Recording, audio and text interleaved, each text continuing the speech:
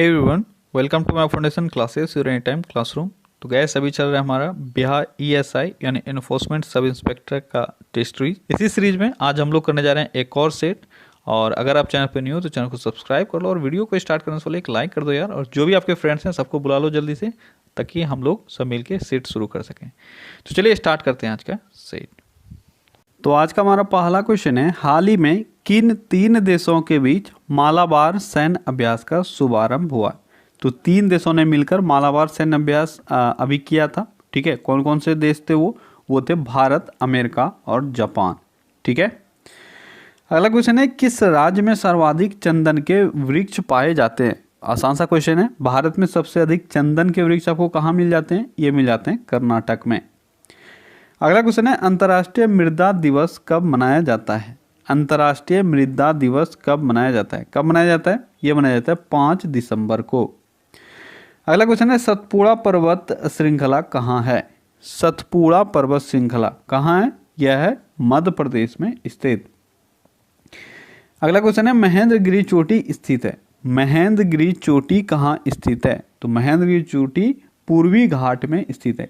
अगला क्वेश्चन है, दक्षिण भारत की सबसे ऊंची चोटी कौन सी है। दक्षिण भारत की सबसे ऊंची चोटी है अनायमुडी। ठीक है, जो अनामलाई श्रेणी का हिस्सा है। और दोदा बेटा दक्षिण भारत की दूसरी सबसे ऊंची चोटी है। अगला क्वेश्चन है, भारत में सबसे कम आबादी वाला राज्य है। तो भारत में सबसे कम आबादी वाला राज्य कौन सा है, यह है सिक्किम। ठीक है, और सबसे अधिक आबादी कहाँ है, यह है यूपी में। ठीक है, अगला क्वेश्चन है, विश्व आर्थिक मंच यानी WEF वर्ल्ड इकोनॉमिक फोरम द्वारा जारी ग्लोबल जेंडर गैप रिपोर्ट 2020 में अंतिम स्थान रहने वाला देश का नाम बताइए। यानी जेंडर गैप इंडेक्स में सबसे लास्ट कौन सा देश रहा, ये रहा यमन। ठीक है, यमन सबसे लास्ट देश रहा। और जेंडर गैप इंडेक्स में जो टॉप देश हैं वो कौन सा है, वह है आइसलैंड। क्लियर है, और भारत को जो स्थान मिला है वह है 112। अगला क्वेश्चन है, कौन भारतीय हाल ही में ग्लोबल गोलकीपर अवार्ड से सम्मानित किए गए हैं। ग्लोबल गोलकीपर अवार्ड, इस सम्मान से किसको सम्मानित किया गया है, इससे सम्मानित किया गया है नरेंद्र मोदी को। अगला क्वेश्चन है, निम्नलिखित में से कौन सा राज्य कामरूप के रूप में जाना जाता था। यानी पहले इस राज्य को कामरूप के रूप में भी जाना जाता था। वह कौन सा राज्य है, वह राज्य है असम।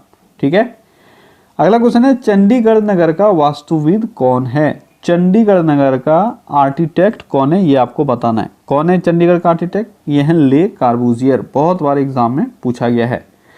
अगला क्वेश्चन है, निम्नलिखित में से कौन सा राज्य समुद्री उत्पादों का सबसे बड़ा उत्पादक है। समुद्री उत्पादों का सबसे बड़ा उत्पादक भारत में कौन सा राज्य है, तो यह राज्य है गुजरात। ठीक है, समुद्री उत्पादों का सबसे बड़ा उत्पादक राज्य गुजरात है। अगला क्वेश्चन है, भारत का कौन सा शहर सांस्कृतिक घुलन केंद्र कहा जाता है। सांस्कृतिक घुलन केंद्र किस शहर को कहा जाता है भारत में, किस शहर को कहा जाता है, ये कहा जाता है हैदराबाद को। हैदराबाद को सांस्कृतिक घुलन केंद्र कहा जाता है। अगला क्वेश्चन है, 1866-67 ईस्वी के नील खेतिहरों के बिहार में हुए विद्रोह के क्षेत्र की पहचान कीजिए।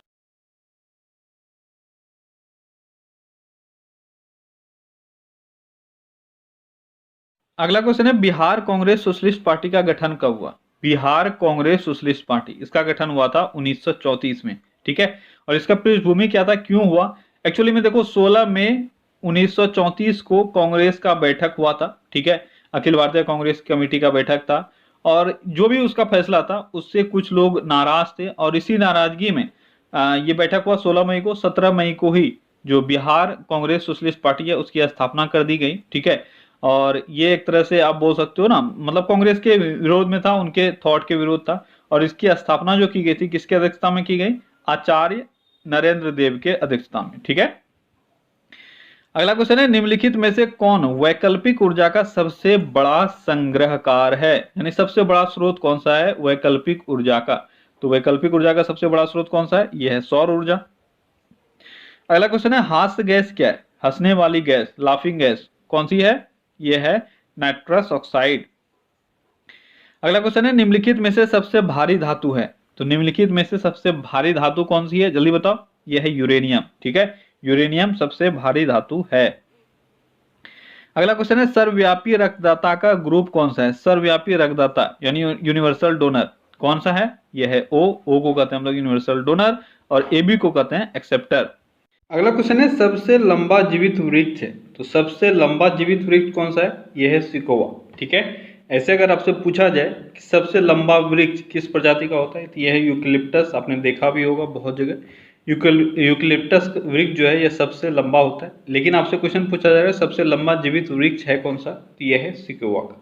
ठीक है, अगला क्वेश्चन, किस वनस्पति खाद्य में अधिकतम प्रोटीन होता है? तो जो भी आपके 4 ऑप्शन है इसमें से सबसे अधिक प्रोटीन किस में होता है? सबसे अधिक प्रोटीन सोयाबीन में होता है। ठीक है, अगला क्वेश्चन है, मृदा अपरदन रोका जा सकता है? मृदा अपरदन कैसे आप रोक सकते हो, किस प्रोसेस से आप रोक सकते हो? तो कौन सा बेस्ट मेथड है? यह है वन लगाकर, ज्यादा से ज्यादा वन लगाकर आप मृदा अपरदन या मिट्टी के कटाव को आप रोक सकते हो। ठीक है, अगला क्वेश्चन है, न्यूजीलैंड में पाया जाने वाला उड्डयनहीन पक्षी कौन सा है? न्यूजीलैंड में एक पक्षी पाया जाता है जो उड़ नहीं सकता है, तो बहुत ही फेमस है, यह है कीवी। ठीक है, आपने बहुत बार इसका नाम सुना होगा, न्यूजीलैंड के क्रिकेट प्लेयर को भी हम लोग कीवी के नाम से जानते हैं। अगला क्वेश्चन है, रेडियोधर्मी पदार्थ उत्सर्जित करता है, यानी कैसे रेस को उत्सर्जित किया जाता है? रेडियो एक्टिव जो भी एलिमेंट्स हैं, तो अल्फा बीटा गामा ये सभी रेस जो हैं ये उत्पन्न किए जाते हैं रेडियो एक्टिव एलिमेंट के द्वारा। अगला क्वेश्चन है, आपको मैच करना है, आपको दिया हुआ है एक साइड कुछ दर्रे दिए हुए हैं और दूसरा स्थिति, यानी कहाँ वो स्थित है ये आपको बताना है। नाथुला दर्रा, बॉम्बडीला दर्रा, तुजू दर्रा, सिपकिला दर्रा, ये कहाँ स्थित है ये आपको बताना है। तो देखो मैंने पिछले वीडियो में बोला था, अगर आपको ये नहीं आता है, याद नहीं रहता है, तो मैंने इसका एक ट्रिक का वीडियो बनाया हुआ है, आप जाओ आप निकाल के वीडियो देख सकते हो, बहुत अच्छा है, आपको याद हो जाएगा। तो नाथुला दर्रा कहाँ है? सबसे पहले मैं बता ही देता हूं इसका सही आंसर क्या होगा। आई होप कि आप सबने आंसर कर लिया। सही आंसर इसका क्या है? सही आंसर है सी, यानी नाथुला दर्रा कहाँ है? यह है सिक्किम में। उसके बाद बॉम्बडीला दर्रा कहाँ है? बॉम्बडीला दर्रा है अरुणाचल प्रदेश में। ठीक है, उसके बाद तुजू दर्रा कहाँ है? यह है मणिपुर में। और सिपकिला दर्रा कहाँ है? यह है हिमाचल प्रदेश में। क्लियर है? अगला क्वेश्चन है, जब हम बकरी या भेड़ के मांस को खाते हैं तब हम किस तरह के उपभोक्ता के कैटेगरी में आते हैं? अगर आप बकरी या भेड़ का मांस खा रहे हो तो आप किस तरह के उपभोक्ता होगे? ये है द्वितीय उपभोक्ता। ठीक है, देखो एक्चुअली में है क्या, हम लोग तो सर्वाहारी हैं, हम लोग घास फूस भी खाते हैं और फिर मांस मछली भी खाते हैं, तो हम लोग सर्वाहारी हैं। लेकिन पौधे क्या है? ये है प्रोड्यूसर। ठीक है, तो जो सिर्फ पौधों पर डिपेंड करता है उसको हम लोग प्रथम उपभोक्ता बोलते हैं। जैसे बकरी भेड़ ये सब सिर्फ घास भूसे पौधे पर ही डिपेंड रहते हैं, ये लोग मांस नहीं खाते हैं। और जो इन बकरियों पर डिपेंड करता है, इन भेड़ों पर डिपेंड रहता है, यानी जो मांसाहार करते हैं उसको हम लोग द्वितीय उपभोक्ता बोलते हैं, जैसे लायन वगैरह शेर वगैरह जो भी हैं ये सब। ठीक है, लेकिन अगर हम भी इन पर डिपेंड हैं, जैसे आपको कंडीशन दे दिया गया ना कि आप बकरी का मांस खा रहे हो, तो आप उस वक्त क्या कहलाओगे? द्वितीय उपभोक्ता। ठीक है, अगला क्वेश्चन है, ग्रीन पीस क्या है? तो ग्रीन पीस क्या है ये आपको बताना है। ग्रीन पीस क्या है? पर्यावरण समर्थकों का एक अंतरराष्ट्रीय संगठन है जिसका नाम है ग्रीन पीस। क्लियर है? और इसके लिए जो इसका मेन फंक्शन है वो है पर्यावरण की सुरक्षा। ठीक है, और सुरक्षा के लिए सीधी कार्रवाई में ये लोग विश्वास रखते हैं। इसकी स्थापना कब हुई थी? इसकी स्थापना 1971 में हुई थी और इसका मुख्यालय कहाँ? यह है नीदरलैंड में। क्लियर है? अगला क्वेश्चन है, साप्टा का पूर्ण रूप क्या है? साप्टा का फुल फॉर्म क्या है? जल्दी बताओ, साप्टा का फुल फॉर्म क्या है? तो साप्टा का फुल फॉर्म जो भी आपके 4 ऑप्शन है जल्दी जल्दी पढ़ लो, क्या है? तो साप्टा का फुल फॉर्म इनमें से कोई नहीं है। अगर आपने देखा होगा साप्टा का फुल फॉर्म आपको पता है तो आपको पता होगा साप्टा का मतलब क्या होता है। साप्टा का फुल फॉर्म क्या होता है? ये होता है south Asian free trade area. ठीक है, SAFTA, south Asian free trade area. तो आपके ऊपर में से कोई भी ऐसा नहीं है जहां पे ये ऑप्शन हो। ठीक है, तो आप इसको नोट डाउन कर लेना। अगला क्वेश्चन है, हड़प्पा में मिट्टी के बर्तनों पर सामान्यतः किस रंग का उपयोग हुआ था? तो मिट्टी के जो बर्तन थे हड़प्पा कालीन समय में, उस वक्त किस रंग का उपयोग किया जाता था सामान्यतः? ये था लाल रंग। देखो लाल और काला, ठीक है, वो लोग 2 ही कलर का यूज करते थे, लाल और काला। यहाँ काला है नहीं, तो आपका आंसर क्या होगा? लाल रंग। क्लियर है? अगला क्वेश्चन है, ऋग्वेद संहिता का 9वां मंडल पूर्णतः किसको समर्पित है? तो ऋग्वेद का 9वां मंडल किसको समर्पित है? ये समर्पित है सोमदेव को और इस पे पर नामकृत देवता। ठीक है, सोमरस आप जानते हो ना, सोमरस और सोमदेव। ठीक है, तो यहाँ पे इसी पे का बात किया जा रहा है, सोमरस का। तो सोम और सोमदेव ये दोनों पर दोनों को समर्पित है 9वां मंडल। अगला क्वेश्चन है, धर्म शास्त्रों में भू राजस्व की दर क्या है? तो धर्म शास्त्रों में कितना रखा गया था, जो भी एरिया थे वहां पे लगभग ऑलमोस्ट जो दर था भू राजस्व का वो कितना था, तो वो था 1/6। ठीक है। अगला क्वेश्चन है बराबर की गुफाओं का उपयोग किसने आश्रय गृह के रूप में किया। बराबर का गुफा जो था उसको आश्रय गृह के रूप में किस धर्म के लोगों ने यूज किया था। कौन सा धर्म है इससे संबंधित, जल्दी बताओ। तो ये धर्म था आजीवक धर्म के, आजीवक संप्रदाय के लोगों के द्वारा ये यूज किया गया था। ठीक है। अगला क्वेश्चन है निम्नलिखित में से कौन सबसे पूर्वकालिक जैन ग्रंथ कहलाता है। सबसे पुराना जैन ग्रंथ कौन सा कहलाता है, तो ये है 14 पूर्व। 14 पूर्व जो है यह जैन ग्रंथों में सबसे पुराना है। अगला क्वेश्चन है नगरों का क्रमिक पतन किस काल की एक महत्वपूर्ण विशेषता है। नगरों की क्रमिक पतन ये है गुप्त काल की एक विशेषता। ठीक है। एक क्रमिक पतन क्या हो गया, एक एक करके इसका पतन होना। ये किसके काल में ये देखने को आपको ज्यादातर मिलता है, ये है गुप्त काल में। ठीक है। अगला क्वेश्चन है चीनी यात्री इत्सिंग ने बिहार का भ्रमण कब किया था। इत्सिंग बिहार कब आया ये आपको बताना है। तो इत्सिंग बिहार कब आया था, यह आया था 673 ईस्वी में। कब आया था इत्सिंग बिहार, ये 673 ईस्वी में बिहार आया था। इत्सिंग एक चीनी यात्री था और ये बौद्ध भिक्षु भी था। ठीक है। ये लगभग 671 से लेकर 695 तक, 671 से लेकर 695 तक ये भारत में रहा और 675 ईस्वी में सुमात्रा के रास्ते हुए ये भारत पहुंचा था और ये बिहार में कब पहुंचा, 673 ईस्वी में। क्लियर है। अगला क्वेश्चन है विजयनगर के उस पहले शासक की पहचान कीजिए जिसने बहमनियों से गोवा छीना था। विजयनगर के उस शासक का नाम बताना है जिसने बहमनियों से गोवा को छीन लिया था। तो वो शासक कौन है विजयनगर का, वो शासक है हरिहर द्वितीय। कौन है, हरिहर द्वितीय। अगला क्वेश्चन है बिहार के सुप्रसिद्ध संत शफुद्दीन मनेरी का संबंध सूफियों के किस संप्रदाय से था। इंपॉर्टेंट है। बिहार के एक बहुत ही सुप्रसिद्ध संत हुए जिसका नाम था शफुद्दीन मनेरी। ठीक है। यह किस संप्रदाय के समर्थक थे, किस संप्रदाय से, सूफी के किस संप्रदाय से ये बिलोंग करते थे, ये थे फिरदौसी। ये फिरदौसी के अनुयायी थे। ठीक है। अगला क्वेश्चन है निम्नलिखित अंग्रेजों में से किसे जहांगीर ने खान की उपाधि से सम्मानित किया था। तो अंग्रेजों ने खान की उपाधि या अंग्रेज खान की उपाधि किसको दी थी, यह है कैप्टन हॉकिंस। ठीक है। कैप्टन हॉकिंस को किसके द्वारा अंग्रेज खान की उपाधि दी गई थी, तो जहांगीर के द्वारा।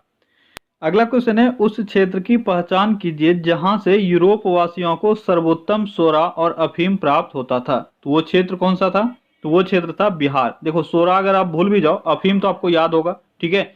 तो अफीम कहां से वो लोग प्राप्त करते थे सर्वोत्तम क्वालिटी के, वो था बिहार। अगला क्वेश्चन है मयूर सिंहासन पर बैठने वाला अंतिम मुगल सम्राट कौन था। तो मयूर सिंहासन पर बैठने वाला अंतिम मुगल सम्राट था मोहम्मद शाह। कौन था, मोहम्मद शाह। जब तक 1739 में नादिर शाह ने उसको लूटकर नहीं लेके गया, किसको, मयूर सिंहासन को। अगला क्वेश्चन है रेगुलेटिंग एक्ट के प्रावधानों के अंतर्गत बिहार के लिए एक प्रांतीय सभा की स्थापना हुई। तो बिहार के लिए एक प्रांतीय सभा की स्थापना रेगुलेटिंग एक्ट के तहत कब हुआ था, ये हुआ था 1774 में। अगला क्वेश्चन है महाराष्ट्र के किस सुधारक को लोकहितवादी कहा जाता है। किस सुधारक को लोकहितवादी कहा जाता है, ये कहा जाता है गोपाल हरि देशमुख को। किसको कहा जाता है, गोपाल हरि देशमुख को। अगला क्वेश्चन किसके द्वारा मंदिरों में प्रवेश के अधिकार की मांग की प्रस्तुति के कारण 1899 ईस्वी में तिरुनेलवेली में भयंकर दंगे हुए। वो कौन थे, हुए थे इनका नाम नादार भी कहा जाता है इनको, या नादास्त्र यहाँ पे लिखा हुआ है। ठीक है। तो नादार के नाम से आप इनको जानो, नादार विद्रोह भी इनको कहा जाता है। तो इन्होंने मंदिर में प्रवेश को लेकर, मंदिर में प्रवेश के अधिकार को लेकर एक मांग की प्रस्तुति की थी जिसका जो रिजल्ट हुआ वो भयंकर दंगे के रूप में हुआ। अगला क्वेश्चन है अग्नेय चट्टानों के लिए निम्नलिखित में से कौन सा कथन सत्य है। अग्नेय चट्टान यानी इग्नियस रॉक, इग्नियस रॉक से रिलेटेड कौन सा स्टेटमेंट सही है ये आपको बताना है। चलिए एक तरफ से सारा स्टेटमेंट पहले पढ़ लेते हैं। पहला है उनमें पूरा जीवाश्म बहुत कम होते हैं। क्या अग्नेय चट्टान में जीवाश्म होते हैं, बिल्कुल नहीं, ये तो गलत है। कम क्या, होते ही नहीं है। वे जल के लिए सरंध्र होते हैं? बिल्कुल नहीं, उसमें कोई भी रंध्र होता ही नहीं, यानी वो पोरस बिल्कुल भी नहीं होते हैं, नॉन पोरस होते हैं। अगला है वे क्रिस्टलीय तथा अक्रिस्टलीय दोनों होती है, ये हो सकता है, ठीक है, वे क्रिस्टलीय या अक्रिस्टलीय के रूप में मिल सकता है आपको। आग्नेय चट्टान से रिलेटेड ये स्टेटमेंट सही है। अगला क्वेश्चन है निम्नलिखित में से कौन एक पत्थर नगर नहीं है, यानी कौन सा एक, अब पत्थर नगर यानी ये हो गया डॉकयार्ड सिटी नहीं है, ठीक है, कहां पे कोई पोर्ट नहीं है, ये है आपका कैनबरा। कैनबरा ऑस्ट्रेलिया में है और यहाँ पे कोई पोर्ट नहीं है क्योंकि ये कोस्टल एरिया में नहीं पड़ता है। अगला क्वेश्चन है पारिस्थितिक संतुलन बनाए रखने के लिए न्यूनतम वन आवरण अनिवार्य है, यानी पर्यावरण के संतुलन को बनाए रखने के लिए कितना % न्यूनतम वन होना चाहिए? यह है ऑलमोस्ट संपूर्ण भूमि का 33% होना चाहिए, ठीक है। अगला क्वेश्चन है पत्थर के कोयले के भंडार में कौन सा देश विश्व में अग्रणी है? तो कोयले के भंडार में कौन सा देश अग्रणी है? यह है चीन। चीन कोयले के भंडार में विश्व में सबसे आगे है। अगला क्वेश्चन है भारत के चावल के कटोरे क्षेत्र का नाम क्या है? तो भारत का कौन सा ऐसा क्षेत्र है जिसको चावल का कटोरा कहा जाता है? किसको चावल का कटोरा कहा जाता है? ये कहा जाता है कृष्णा गोदावरी डेल्टा क्षेत्र को। किसको? कृष्णा गोदावरी डेल्टा क्षेत्र को कहा जाता है। अगला क्वेश्चन है निम्नलिखित में से कौन भूमि बंधित नदी है? भूमि बंधित नदी का मतलब हुआ एक ऐसा नदी जो चारों तरफ से भूमि से बंद है। तो वो कौन सी नदी है? जल्दी बताओ कौन सी नदी है वो नदी है लूनी नदी। कौन सी नदी है? लूनी नदी, ठीक है। आपको पता है कि लूनी नदी खो जाती है बीच में जाते जाते, यानी ये किसी भी समुद्र में जाके मिलती नहीं है, ठीक है। अगला क्वेश्चन है भारत की सबसे बड़ी नदी कौन सी है? तो भारत की सबसे बड़ी नदी कौन सी है? यह है गंगा नदी, ठीक है। अगला क्वेश्चन है फाइंडिंग द गैप्स पुस्तक के लेखक साइमन टॉफेल किस देश से हैं? सबसे पहली बात, फाइंडिंग द गैप्स इस पुस्तक के लेखक कौन है? इसके लेखक है साइमन टॉफेल, ठीक है। अब आपको ये बताना है ये किस देश से बिलोंग करते हैं। किस देश से बिलोंग करते हैं? तो ये ऑस्ट्रेलिया से बिलोंग करते हैं। अगला क्वेश्चन है पिपलाद संहिता तथा शौनक संहिता किसकी शाखा है? पिपलाद संहिता और शौनक संहिता यह किसकी शाखा है? ये आपको बताना है। किसकी सहायता है शाखा है? यह है अथर्ववेद की शाखा, ठीक है। अगला क्वेश्चन है मौर्य काल के दौरान शिक्षा का सबसे प्रसिद्ध केंद्र निम्न में से कौन सा रहा? मौर्य काल के दौरान का बात किया जा रहा है, कौन सा रहा? ये रहा तक्षशिला, ठीक है। मौर्य काल में सबसे जो शिक्षा के लिए फेमस जगह था वो था तक्षशिला, ठीक है। अगला क्वेश्चन है कलिंग शासक खारवेल ने संरक्षण दिया। तो कलिंग शासक कलिंग राज खारवेल के नाम से भी इनको जानते हैं। इन्होंने किस धर्म को संरक्षित किया था? किस धर्म को संरक्षण दिया था? तो यह था जैन धर्म। अगला क्वेश्चन है निम्न में से कौन सा अकबर द्वारा अपनाया गया सुधार उपाय नहीं है? अच्छा क्वेश्चन है, जल्दी बताओ कौन सा एक सुधार उपाय नहीं है जो अकबर ने अपनाया था? यह है इख्ता प्रणाली, ठीक है। दाग प्रथा, मनसबदारी प्रथा और जब्ती प्रणाली को भी इसने अपनाया था। दाग प्रथा को हुलिया प्रथा भी कहा जाता है, ठीक है, जो सेना के फील्ड में यूज होता था दाग प्रथा, ठीक है। लेकिन इख्ता प्रथा इसकी शुरुआत जो है वो इल्तुतमिश के द्वारा की गई थी, लेकिन अकबर ने इसको फॉलो नहीं किया था। अगला क्वेश्चन है प्रथम आंग्ल मराठा युद्ध कौन सी संधि द्वारा समाप्त हुआ? प्रथम आंग्ल मराठा युद्ध किस संधि से समाप्त हुआ? किस संधि से समाप्त हुआ था प्रथम आंग्ल मराठा युद्ध? ये सालवाई के संधि से समाप्त हुआ था। किस संधि से? सालवाई के संधि से। आंग्ल मराठा युद्ध 3 हुआ। तीनों के बारे में आपको ईयर तो पता होना ही चाहिए, कौन कौन सा ईयर है, कब कब हुआ था, ठीक है। थोड़ा सा आप सीख लो क्योंकि एग्जाम में आपसे यहाँ से क्वेश्चन पूछा जाता है। आंग्ल मराठा युद्ध का बात किया जाए तो पहला जो फर्स्ट जो आंग्ल मराठा युद्ध था वह 1775 से लेकर 1782 तक चला था। अगर दूसरे का हम लोग बात करें तो दूसरा आपका 1803 से लेकर 1805 तक चला था। और तीसरे का अगर बात करें, थर्ड आंग्ल मराठा युद्ध का अगर बात करें तो 1817 से लेकर 1818 तक चला था, ठीक है। तीनों का ईयर आपको याद हो गया। 1775 में चालू हुआ था पहला आंग्ल मराठा युद्ध और 82 तक चला था, सबसे लंबा टाइम तक, ठीक है। उसके बाद दूसरा बोला 1800 कितना मैंने बोला 1803 से लेकर 1805 तक चला। और तीसरा वाला जो था 17 से 18 यानी 1 साल तक चला, ठीक है। पहला जो आंग्ल मराठा युद्ध था यह किस संधि से समाप्त हुआ? अभी मैंने बताया सालबाई की संधि से समाप्त हुआ, ठीक है। और जो इसकी शुरुआत हुई थी, ये भी आपसे इससे रिलेटेड एक क्वेश्चन पूछा जाता है कि इसका जो जन्म हुआ इस युद्ध का, वो जन्म कहाँ छुपा हुआ था? तो वह आपका एक सूरत का संधि हुआ था इससे पहले, ठीक है। वहीं पर इसका जो बीजारोपण आप बोल सकते हो इस युद्ध का, वो हो चुका था, ठीक है। उसके बाद अगर दूसरे मराठा युद्ध का बात करें, आंग्ल मराठा युद्ध का, जो 1803 से 1805 में हुआ, यह खत्म किस संधि से हुआ? तो यह खत्म द्योगौन संधि से हुआ था, ठीक है। और तीसरा जो है 1817 से 1818, इसको हम लोग पिंडारी युद्ध भी बोलते हैं, ठीक है, क्योंकि इसमें पिंडारियों ने भी भाग लिया था, तो इसको पिंडारी युद्ध के नाम से भी जाना जाता है। और इसको भी खत्म किया गया था ग्वालियर के संधि से। किससे? ग्वालियर के संधि से। तो ये 2-3 चीजें हैं जिसको आपको याद रखना है। अगला क्वेश्चन है, दक्षिण ध्रुव प्रदेश यानी अंटार्कटिका में स्थित भारत की अस्थायी अनुसंधान केंद्र का नाम क्या है? तो भारत का अस्थायी अनुसंधान केंद्र जो अंटार्कटिका में स्थित है, उसका क्या नाम है? उसका नाम है दक्षिण गंगोत्री, ठीक है। दक्षिण हिमाद्री से कोई इसको कंफ्यूज मत कर देना, यह है दक्षिण गंगोत्री। क्लियर है? अगला क्वेश्चन है, अफ्रीका में कॉपर पैदा करने वाला सबसे बड़ा देश कौन सा है? ये अफ्रीका का बात किया जा रहा है। अफ्रीका में कॉपर पैदा करने वाला सबसे बड़ा देश कौन सा है? तो अफ्रीका में कॉपर पैदा करने वाला सबसे बड़ा देश है जाम्बिया। कौन सा देश है? जाम्बिया। लेकिन अगर वर्ल्ड में पूछा जाए, वर्ल्ड में कॉपर का सबसे बड़ा प्रोड्यूसर कौन है? तो यह है चाइना। कौन सा है? चाइना, ठीक है। अगला क्वेश्चन है, हाल ही में जारी जलवायु परिवर्तन प्रदर्शन सूचकांक 2019 में भारत को कौन सा स्थान मिला है?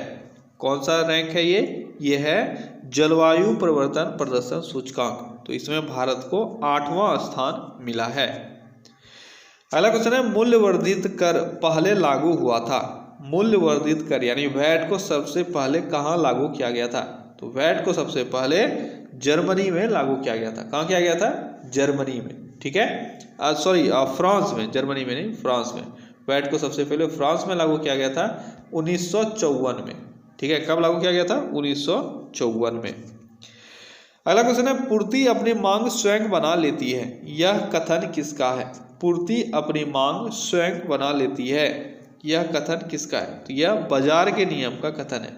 बाजार का नियम या किसने दिया? यह से ने दिया था। किसने दिया है? से ने। इसको से के बाजार के नियम के रूप में भी जाना जाता है, ठीक है। अगला क्वेश्चन है, मांग जन्य स्फीति एक स्फीति है। मांग जन्य स्फीति कैसी स्फीति है? कैसी स्फीति है? यह है अधिक मांग द्वारा जनरेट किया गया स्फीति, ठीक है। अगर अधिक डिमांड होगा तो उससे भी क्या होगा? उससे भी इन्फ्लेशन होगा। इन्फ्लेशन में क्या होता है? चीज़ों का कीमत बढ़ जाता है। चीज़ों का कीमत तब भी बढ़ सकता है जब उसका शॉर्टेज हो जाए सप्लाई में, या मांग बहुत अधिक हो जाए, ठीक है। अगला क्वेश्चन है, गांधी को माना जाता है, गांधी को किस तरह का एक इंसान के रूप में जाना जाता है? अच्छा क्वेश्चन है, आपने ये क्वेश्चन पढ़ा भी होगा। गांधी को किस रूप में जाना जाता है? इनको दार्शनिक अराजकतावादी इंसान के रूप में जाना जाता है, ठीक है। अगला क्वेश्चन है, भारतीय संघवाद निकट है। तो भारतीय संघवाद किस देश के संघवाद के निकट है? तो हम लोगों ने कहाँ का संख्या प्रणाली अपनाया है? यह अपनाया है कनाडा का। तो भारतीय संघवाद कनाडा के संघवाद के निकट है। अगला क्वेश्चन है, टाइम पत्रिका ने हाल ही में किसे पर्सन ऑफ द ईयर 2019 चुना है? पर्सन ऑफ द ईयर 2019 किसने? तो टाइम पत्रिका ने किसको चुना है? ये चुना है ग्रेटा थनबर्ग को। किसको चुना है? ग्रेटा थनबर्ग को। अगला क्वेश्चन है, इनमें से किसे हाल ही में नेशनल एंटी डोपिंग एजेंसी यानी नाडा का ब्रांड एम्बेसडर नियुक्त किया गया है? नाडा का ब्रांड एम्बेसडर किसको नियुक्त किया गया है? किसको किया गया? ये किया गया सुनील शेट्टी को, ठीक है। अगला क्वेश्चन है, भारतीय संविधान में किस प्रकार के रिटों की विशिष्ट व्यवस्था नहीं की गई है? तो भारतीय संविधान में किस तरह का रिट आपको नहीं मिलता है? यहाँ पे टोटल 5 रिट मिलता है, उसमें व्यादेश करके कोई रिट नहीं है, ठीक है। परमादेश, प्रदेशेद, निषेध ये सब है, लेकिन व्यादेश नाम का कोई भी रिट हमारे संविधान में नहीं है। अगला क्वेश्चन है, निम्न में से किस शैवाल का प्रयोग अंतरिक्ष अनुसंधान में किया जाता है? किस शैवाल का प्रयोग अंतरिक्ष अनुसंधान में किया जाता है, ये आपको बताना है। कौन सा शैवाल है वो है क्लोरेला, ठीक है। इसको स्पेस एल्गे के नाम से भी जाना जाता है। क्या? स्पेस एल्गे, याद रखना, स्पेस एल्गे। अगला क्वेश्चन है, निम्न में से कौन सी ग्रीन हाउस गैस नहीं है? तो इन चारों में से बताना है आपको ग्रीन हाउस गैस कौन सी नहीं है। कौन सी नहीं है? तो इथेन आपकी ग्रीन हाउस गैस नहीं है, मीथेन है। ठीक है, मीथेन आपका ग्रीन हाउस गैस है लेकिन इथेन नहीं है। तो आपका सही आंसर ए हो जाएगा। अगला क्वेश्चन है, कौन से दो आधारभूत बल दो न्यूट्रॉनों के बीच आकर्षण बल उपलब्ध करा सकते हैं? आकर्षण बल आपको पूछा जा रहा है, आकर्षण बल दो न्यूट्रॉनों के बीच में कैसी होती है, कौन कौन सी बल होती है, जल्दी बताओ। तो यह है गुरुत्वीय और नाभिकीय बल। कौन कौन सा है? गुरुत्वीय बल हो सकता है और नाभिकीय यानी न्यूक्लियर फोर्स हो सकता है। अगला क्वेश्चन है, ध्वनि तरंगों में निम्न में से कौन सी घटना घटित नहीं हो सकती है? ध्वनि तरंग में कौन सी घटना घटित नहीं हो सकती है? यह पोलराइजेशन या ध्रुवन, ये ध्वनि तरंग में नहीं हो सकता है। ठीक है, अगर पोलराइजेशन की बात करें तो यह सिर्फ ट्रांसवर्स वेव में ही उत्पन्न किया जा सकता है, याद रखना, इंपॉर्टेंट है। ठीक है, पोलराइजेशन जो फैक्टर है वह सिर्फ ट्रांसवर्स वेव का है। ठीक है, और साउंड का अगर बात करें यानी ध्वनि का बात करें तो ध्वनि धैर्य, ठीक है, यह लॉन्गिट्यूडनल वेव है, इस कारण से साउंड में पोलराइजेशन जो फंक्शन है वो नहीं हो सकता है। अगला क्वेश्चन है, किस शहर को हाल ही में दुनिया का प्रमुख स्पोर्ट्स टूरिज्म डेस्टिनेशन चुना गया है? स्पोर्ट्स टूरिज्म डेस्टिनेशन किस शहर को चुना गया है? यह है अबू धाबी। अबू धाबी को भी हाल ही में दुनिया का प्रमुख स्पोर्ट्स टूरिज्म डेस्टिनेशन चुना गया है। अगला क्वेश्चन है, वस्तुनिष्ठ प्रकार की परीक्षा के लिए निम्न में से कौन सा अधिक उपयुक्त है? यानी जो भी आपका वस्तुनिष्ठ प्रकार का प्रश्न होता है, जिस तरह से आप लोग एग्जाम देते हो, ठीक है, इसमें आपका 4 ऑप्शन वाला क्वेश्चन रहता है। तो ये ऑप्शनल क्वेश्चन के लिए, ऑप्शन वाले क्वेश्चन के लिए कौन सा मेथड हम लोग अपना सकते हैं? तो यह है OMR सीट जो आप यूज करते हो उसी का फुल फॉर्म दिया हुआ है, optical mark reading and recognition. ठीक है, अगला क्वेश्चन है, कौन सी सेवा इंटरनेट प्रयोक्ताओं के एक समूह को किसी सामान्य विषय पर अपने विचारों का आदान प्रदान करने की सुविधा देती है? यानी एक ग्रुप में इसको आप इस्तेमाल कर सकते हो। तो चारों ऑप्शन देखोगे तो आपको पता चलेगा। टेलनेट एक ऐसा है जिसको हम लोग इंटरनेट सुविधा प्रदान करने के लिए एक ग्रुप के अंतर्गत इस्तेमाल कर सकते हैं। अगला क्वेश्चन है, ग्रेफाइट में परतों को एक दूसरे से मिलाकर रखा जाता है किस बल के द्वारा? अच्छा क्वेश्चन है, ग्रेफाइट जो है वो लेयर रूप में होता है। ठीक है, इस तरह से ग्रेफाइट होता है। तो एक दूसरा लेयर आपस में किस फोर्स से जुड़ा हुआ होता है ये आपको बताना है। तो यह वंडरवाल फोर्स के द्वारा जुड़ा होता है और यह बहुत ही कमजोर फोर्स है, इसको वीक फोर्स के कैटेगरी में रखते हैं। इसी कारण से ग्रेफाइट जो है वो आसानी से एक दूसरे से लेयर बाय लेयर अलग हो सकता है। ठीक है, अगला क्वेश्चन क्या है, कुद्रेमुख से पाइपलाइन द्वारा ले जाए जा रहे लौह अयस्क यानी इसको स्लरी कहा जाता है, इसका गंतव्य स्थल निम्न में से कौन सा है? तो कुद्रेमुख से जो स्लरी को लाया जाता है, कहाँ लाया जाता है ये आपको बता रहे हैं। कहाँ लाया जाता है? ये लाया जाता है मंगलूर। कहाँ लाया जाता है? मंगलूर। कुद्रेमुख से मंगलूर लाया जाता है लौह अयस्क स्लरी को। अगला क्वेश्चन है, निम्न भू आकृति युग्मों में कौन सही नहीं है? इसमें से बताओ किस चीज के द्वारा कौन सा आकृति नहीं बनता है, ये आपको बताना है, जल्दी बताओ। सर्ग के द्वारा हिमनद, संयोजी भित्ति तरंग, डेल्टा नदी या घोल रंध्र वायु। यानी हिमनद के द्वारा सर्ग बनाया जाता है, क्या ये सही है? तो बिल्कुल ये सही है। दूसरा है तरंग के द्वारा संयोजी भित्ति बनाया जाता है, क्या ये सही है? ये भी सही है। तीसरा है नदी के द्वारा डेल्टा बनाया जाता है, क्या ये सही है? ये भी सही है। चौथा है वायु के द्वारा घोल रंध्र बनाया जाता है, ये गलत है। ठीक है, तो आपका सही जो आंसर है वो हो जाएगा डी, घोल रंध्र वायु नहीं पानी के द्वारा बनाया जाता है, जल के द्वारा। ठीक है, पानी के द्वारा बनाया जाता है घोल रंध्र। क्लियर है? अगला क्वेश्चन है, सेडेराइट किसका अयस्क है? सेडेराइट किसका अयस्क है? किसका अयस्क है? यह आयरन यानी लोहा का अयस्क है। ठीक है, अगला क्वेश्चन है, साधारण जुकाम पैदा किया जाता है। साधारण जुकाम पैदा किया जाता है। अच्छा क्वेश्चन है, साधारण जुकाम किसके द्वारा पैदा किया जाता है? वायरस के द्वारा, बैक्टीरिया के द्वारा, प्रोटोजोआ के द्वारा। और डी है आपका ए और बी दोनों, तो आपका सही आंसर डी हो जाएगा। ठीक है, अगर वायरस और बैक्टीरिया दोनों में से कोई एक चुनना हो तो आपका आंसर होगा वायरस। लेकिन अगर दोनों ऑप्शन में दिया हुआ है तो आपको दोनों देखना है, ठीक है। देखो सिम्टम्स भी दोनों का सिमिलर होता है। कुछ ऐसे कोल्ड है, ठीक है, कॉमन कोल्ड हम लोग इसको बोलते हैं, साधारण जुकाम। ये आपका वायरल भी हो सकता है, बैक्टीरियल भी हो सकता है, ठीक है, दोनों होता है। लेकिन जनरली जो आप लोगों को होता है वह वायरल ही है, ठीक है। लेकिन यहाँ पे आपके ऑप्शन के हिसाब से आपको देखना है, दोनों में से कोई एक चुनना होगा तो वायरल चुनोगे, लेकिन दोनों अगर ऑप्शन में है दिया हुआ तो आपका आंसर वही होगा। अगला क्वेश्चन है, अवस्तंभ मूल पाए जाते हैं। अवस्तंभ मूल कहाँ पाए जाते हैं, किस वृक्ष में पाए जाते हैं, ये आपसे पूछा जा रहा है। किस वृक्ष में पाए जाते हैं, ये पाए जाते हैं बरगद में, ठीक है। वो देखते नहीं हो अलग से लटका हुआ जो जड़ होता है उसका, ठीक है, वही है अवस्तंभ मूल। क्लियर है। अगला क्वेश्चन है, विटामिन डी अनिवार्य है। विटामिन डी किस चीज से बचने के लिए अनिवार्य है। विटामिन डी की कमी से आपको हड्डी का बीमारी हो सकता है, ठीक है, बच्चों में भी होता है रिकेट्स, ठीक है। तो विटामिन डी से बचने के लिए विटामिन डी किसको बचाने के लिए काम आएगा, किस चीज से बचने के लिए, तो यहाँ ऑस्टियो अर्थराइटिस। ऑस्टियो अर्थराइटिस, देखो ऑस्टियो वर्ड जहाँ आया हड्डी आपका वहीं पे आ गया, ठीक है। तो ऑस्टियो अर्थराइटिस से बचने के लिए विटामिन डी जरूरी है। अगला क्वेश्चन है, संरचनाओं के कौन से युग्म प्रायः पादप और जंतु दोनों कोशिकाओं में पाए जाते हैं। संरचनाओं का कौन सा युग्म दोनों में पाया जाता है, पादप में भी और जंतु में भी। कौन कौन सा चीज है वो, देखो पहला है कोशिका भित्ति, तो ये तो होगा नहीं, कोशिका भित्ति ही खत्म हो गया। न्यूक्लियस और क्लोरोप्लास्ट, तो क्लोरोप्लास्ट भी दोनों में नहीं होता है। अंतर्द्रव्यी जालिका और कोशिका कला, इसको छोड़ देते हैं। कोशिका कला और कोशिका भित्ति ये भी नहीं होगा। अब आप कुछ नहीं जान रहे थे फिर भी आपने कोशिका भित्ति और क्लोरोप्लास्ट के सारे आंसर अपना कर लिया, आपका आंसर सही होगा, ठीक है। इसमें से अंतर्द्रव्यी जालिका ये जो है ये है आपका एंडोप्लाज्मिक रेटिकुलम, ठीक है, एंडोप्लाज्मिक रेटिकुलम। और कोशिका कला ये सेल मेम्ब्रेन हुआ, सेल मेम्ब्रेन, ठीक है। तो ये दोनों में पाया जाता है। अगला क्वेश्चन है, निम्न में से कौन से समजात अंग हैं। कौन से समजात अंग हैं, देखो समजात और समरूप ये मैंने आपको पढ़ाया हुआ है, ठीक है, इसमें अब भूल मत करना आप।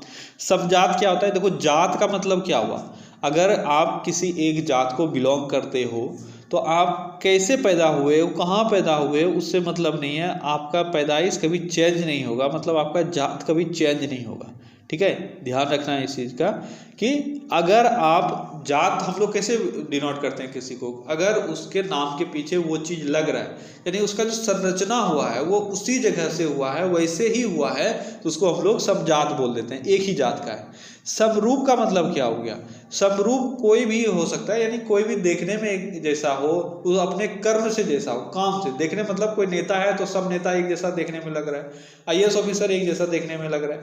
तो जो एक लेवल में काम कर रहा है, जो उसका फंक्शन है, उस हिसाब से हम लोग उसको समरूप बोल सकते हैं।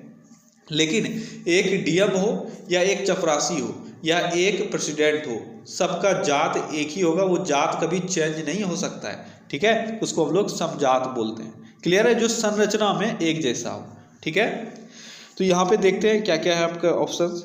कीटों और पक्षियों के पंख, मछली और बिल्ली की पूंछ, मगर की त्वचा और पक्षियों के पंख, घोड़ा और आदमी का अग्रपाद। तो इसमें से समजात कौन सा है ये आपको बताना है। कौन सा है आपका समजात, इसमें से समजात है घोड़े और आदमी का अग्रपाद। घोड़ा का जो आगे वाला पैर होता है और आदमी का आगे वाला पैर होता है, ये दोनों समजात है, यानी एक ही जात है, यानी एक ही तरह से उत्पत्ति हुआ है दोनों का, ठीक है। अगर कीटों और पक्षियों के पंख का बात करें, कीटों और पक्षियों के पंख का बात करें तो यह समरूप है, यानी इनका काम समान है। कीटों का पक्षियों का पंख एक फंक्शन एक तरह का काम करता है, लेकिन दोनों का उत्पत्ति जो है वो अलग अलग साधनों से हुआ है, ठीक है। अगला क्वेश्चन है, भारत के निम्न प्रधानमंत्रियों में से पाकिस्तान का सर्वोच्च सिविल पुरस्कार निशाने पाकिस्तान किसे मिला था। निशाने पाकिस्तान किस भारतीय प्रधानमंत्री को दिया गया था, ये दिया गया था मोरारजी देसाई को।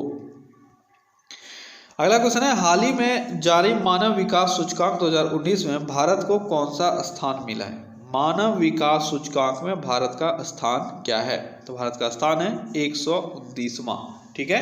मानव विकास सूचकांक में भारत को 129वां स्थान दिया गया है। अगला क्वेश्चन है, अंतर्राष्ट्रीय मानवाधिकार दिवस यानी इंटरनेशनल ह्यूमन राइट डे हर वर्ष मनाया जाता है। मानवाधिकार दिवस ये हर वर्ष 10 दिसंबर को मनाया जाता है। अगला क्वेश्चन है, नेताजी सुभाष राष्ट्रीय खेल संस्थान कहाँ स्थित है? नेताजी सुभाष राष्ट्रीय खेल संस्थान कहाँ स्थित है? ये स्थित है पटियाला में। इसको कंफ्यूज मत करना, बहुत बच्चे इसमें कोलकाता मार देते हैं। ठीक है, तो आपका सही आंसर है पटियाला, पटियाला पंजाब में। ठीक है,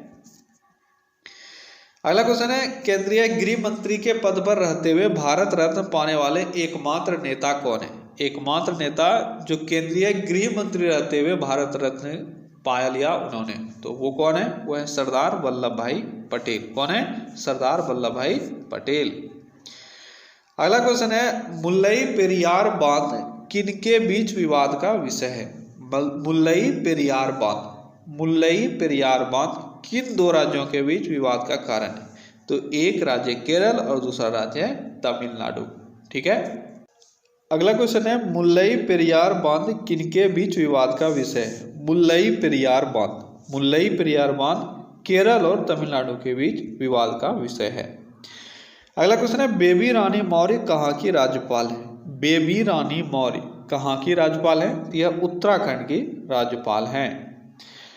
अगला क्वेश्चन है, संघ राज्य क्षेत्र पुडुचेरी की सीमा निम्न में से किसके साथ नहीं लगती है? पुडुचेरी की सीमा किसके साथ नहीं लगती है आपको बताना है। तो तमिलनाडु, आंध्र प्रदेश और केरल के साथ लगती है इसकी सीमा, कर्नाटक के साथ नहीं लगती है। अगला क्वेश्चन है, फुलेरीन एक नया खोजा गया क्रिस्टलीय कार्बन अपरूप है, इसके हैं कितने परमाणु? फुलेरीन, फुलेरीन क्या है? यह एक एलोट्रॉप है कार्बन का। ठीक है, जिसको खोजा गया है अभी हाल ही के वर्षों में।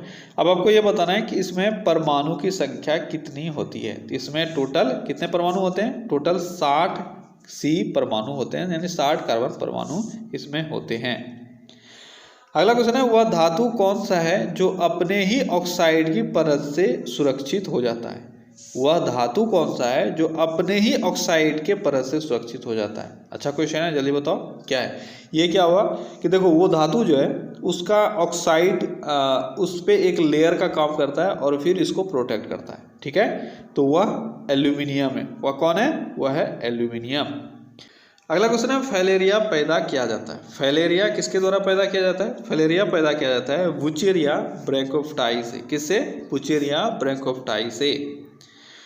अगला क्वेश्चन है, वर्मी कंपोस्टिंग के लिए कंपोस्टिंग मिश्रण की अधिकतम आर्द्रता मात्रा है। वर्मी कंपोस्टिंग जो किया जाता है उसमें से ह्यूमिडिटी लगभग कितना होना चाहिए या मैक्सिमम कितना होना चाहिए? तो इसमें ह्यूमिडिटी कंटेंट लगभग 40% होना चाहिए, अधिक से अधिक। अगला क्वेश्चन है, जल के उपचार में ओजोनन की प्रक्रिया कहलाते हैं। तो जल की उपचार में ओजोनन की प्रक्रिया क्या कहलाती है? ये कहलाती है विसंक्रमण। क्या कहलाती है? विसंक्रमण या डिसइंफेक्शन प्रोसेस। अगला क्वेश्चन है, पेयजल में अवशिष्ट क्लोरीन अनुपात सांद्रता mg प्रति लीटर में होता है। यानी पेयजल, हम लोग जो जल पीते हैं इसमें से क्लोरीन का कितना % हो सकता है, उसका क्लोरीन का जो कंटेंट है, ठीक है, वह कितना हो सकता है? तो वह लगभग 4 mg यानी मिलीग्राम प्रति लीटर हो सकता है, इससे अधिक नहीं हो सकता है। अगला क्वेश्चन है, कोशिरुकियों में सीसा विषाक्तता की निम्न विशेषता नहीं है। कोशिरुकियों में सीसा विषाक्तता यानी लेड पॉइजनिंग जो होता है उसके कारण से क्या नहीं हो सकता है, ये आपको बताना है। क्या नहीं हो सकता है? तो यह है मेट हीमोग्लोबिनिया। ठीक है, मेट हीमोग्लोबिनिया ये सीसा विषाक्तता यानी लेड पॉइजनिंग से नहीं हो सकता है। रेस्ट आपको सब चीज़ देखने को मिल सकता है उस इंसान में जिसमें लेड पॉइजनिंग हुआ है, और रक्तता मिल सकता है, उसके नर्वस सिस्टम में प्रॉब्लम आपको मिल सकता है, उसके किडनी में प्रॉब्लम मिल सकता है, लेकिन ये मेट हीमोग्लोबिनिया ये आपको उसमें देखने को नहीं मिलेगा। अगला क्वेश्चन है, भारतीय जल सेना का अध्यक्ष कौन है? भारतीय जल सेना का अभी वर्तमान अध्यक्ष कौन है? यह है एडमिरल करमवीर सिंह। कौन है? एडमिरल करमवीर सिंह। अगला क्वेश्चन है, भारत सदस्य नहीं है। इन 4 ग्रुपों में से भारत किसका सदस्य नहीं है? तो भारत G20 का सदस्य है, सार्क का सदस्य है, UN का सदस्य है, तो G7 का सदस्य नहीं है। G7 के बारे में अभी हाल ही में 2-3 दिन पहले वाले सेट में मैंने बहुत अच्छे से एक्सप्लेन किया हुआ है G7 क्या है, किस तरह से ये G8 बना, पहले ये G6 था, कब इसका गठन हुआ, कोई मुझे कमेंट में जल्दी से बताओ। G7 का गठन कब हुआ? मैंने आपको 2 दिन पहले ही मैंने ये समझाया है, बहुत अच्छे से समझाया है। अगर भूल गए हो तो फिर ये गलत बात है, तब फिर मेरा बताना बेकार हो जाता है। तो G7 का गठन हो गया था 1975 में, ठीक है। कहाँ हुआ था इसका गठन, ये भी मुझे बताओ। देखो जरूरी नहीं है जो क्वेश्चन आपका लिखा हुआ रहे सिर्फ वही इंपॉर्टेंट है, जो मैं बताता हूँ वो भी इंपॉर्टेंट है, ठीक है। कहाँ इसका गठन हुआ था? इसका गठन हुआ था कहाँ? फ्रांस में, ठीक है। फ्रांस में इसका गठन हुआ था। और इसके 6 सदस्य कौन कौन से थे? इटली, जापान, यूके, यूएस, ठीक है, और फ्रांस, जर्मनी, ये टोटल 6 सदस्य थे। और फिर बाद में इसमें कनाडा जुटा 76 में, और ये G7 हो गया। फिर G8 हुआ, रसिया इसमें जुटा 97 में, लेकिन रसिया 2014 में फिर से निकल गया बाहर। 2017 में परमानेंटली उसने अपना सदस्यता वापस ले लिया। तो अभी वर्तमान में G7 में 7 सदस्य ही हैं, ठीक है। तो ओके गाइस, तो ये था आज का टॉप 100 क्वेश्चन। आई होप कि आज का सेट भी आपको बहुत हेल्प करेगा आपके प्रिपरेशन में। चलिए कल फिर से मिलते हैं अगले सेट में। Till then take care, bye bye.